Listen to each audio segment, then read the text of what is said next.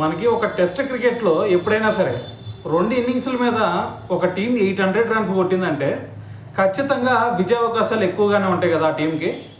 కానీ మరి కొన్ని టీమ్స్ చూసుకుంటే 800 అబోవ్ కొట్టినా సరే వాళ్ళు ఓడిపోయారు అంటే మీరు నమ్ముతారా? సో ఇప్పుడు మనకి ఏది ఇండియాకి అలాగే ఇంగ్లాండ్ మధ్య జరిగిన మ్యాచ్ కూడా అదే సినారియో క్రియేట్ అయింది.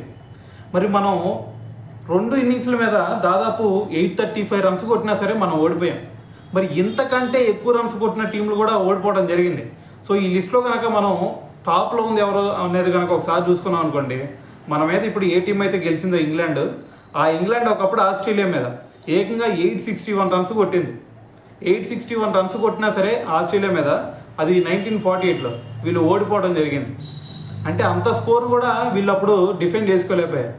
సో దాని తర్వాత ప్లేస్లో అది ఎక్కడ అనుకోమాకండి, హెడింగ్లీ వేదికగానే. అయితే మరి సెకండ్ ప్లేస్లో కనుక మీరు చూసుకున్నారనుకోండి, పాకిస్తాన్ 847 రన్స్ కొట్టింది. ఎవరి మీద అంటే ఇదే ఇంగ్లాండ్ మీద. సో ఇక్కడ ఇంగ్లాండ్ వేదికగా కాదు, అక్కడ రావిల్పిండిలో. మరి అప్పుడు ఎప్పుడు పోయేది అంటే రీసెంట్గానే 2022లో అనమాట అది. అయితే దాని తర్వాత చూసుకుంటే మళ్ళీ న్యూజిలాండ్ 837 రన్స్ చేసింది, అది కూడా ఇదే ఇంగ్లాండ్ మీద.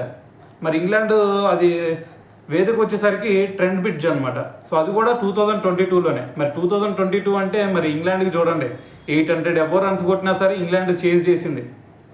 దాని తర్వాత చూసుకుంటే మరి మన నిన్న మ్యాచ్లో 835 రన్స్ ఇండియా కొట్టినా సరే ఇంగ్లాండ్ మళ్ళీ దాన్ని చేజ్ చేయగలిగింది. సో మరి ఇది వచ్చేసరికి హెడింగ్లీ వేదికగానే. సో మరి దీన్ని బట్టి అర్థం చేసుకోండి, మరి ఇంగ్లాండ్కి టార్గెట్ అనేది ఇంపార్టెంట్ కాదు. వాళ్ళు కనుక ఒక ఫామ్లో కనుక వచ్చారు అంటే వాళ్ళ ముందు ఎంత టార్గెట్ ఉన్నా సరే జుజుబీ అని చెప్పేసి ఊదేస్తారు. సో దానికి నిదర్శనం ఈ స్టాట్స్ అనే చెప్పాలి.